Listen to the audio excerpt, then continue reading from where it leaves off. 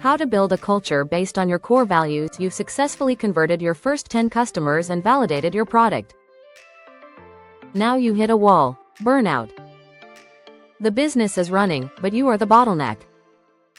You can't scale if you do every job yourself. The biggest mistake founders make when hiring the first employee is looking for skills. Wrong. You should be looking for culture fit. Hiring the wrong person now is like installing a toxic virus in your company's DNA. Welcome back to the 0 to 1 Blueprint. This is episode 7. Hiring your first employee. How to build a culture based on your core values. Part 1. The Bottleneck Audit. When to hire. Before you post a job, identify the single biggest bottleneck preventing you from serving your next 10 customers. The Decision Framework. 1. Stop doing. What task can you eliminate entirely? Example, excessive reporting. 2. Automate. What task can software do cheaper and faster? Example, invoicing. 3. Delegate. What task must be done by a human, and does not require your specific founder skill, vision, strategy?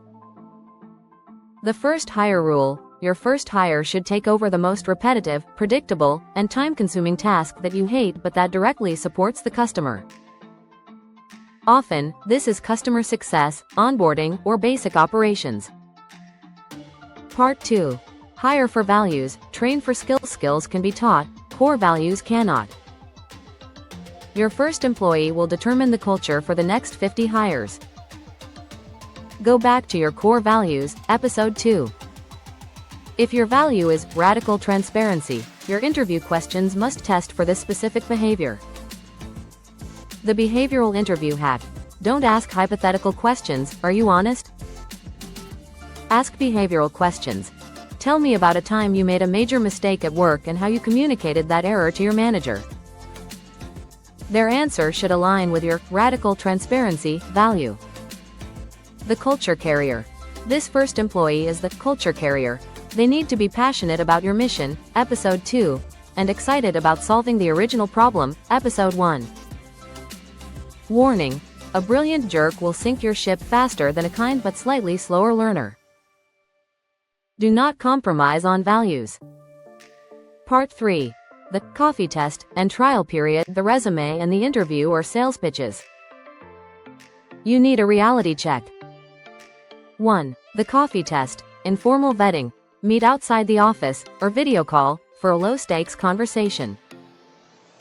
Observe how they communicate, what they ask about, mission versus salary, and how they treat staff. This is where you test for genuine curiosity and cultural fit. 2. The paid trial. Never hire full-time immediately.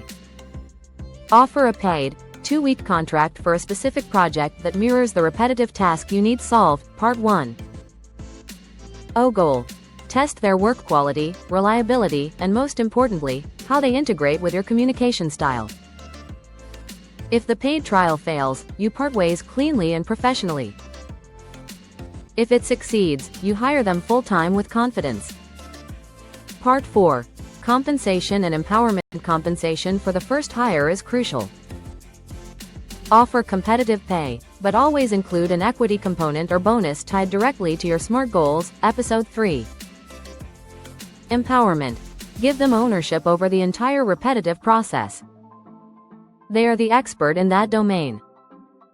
They should measure success based on the results they drive, not just the tasks they complete. The shift. This hire forces you to step up your own game.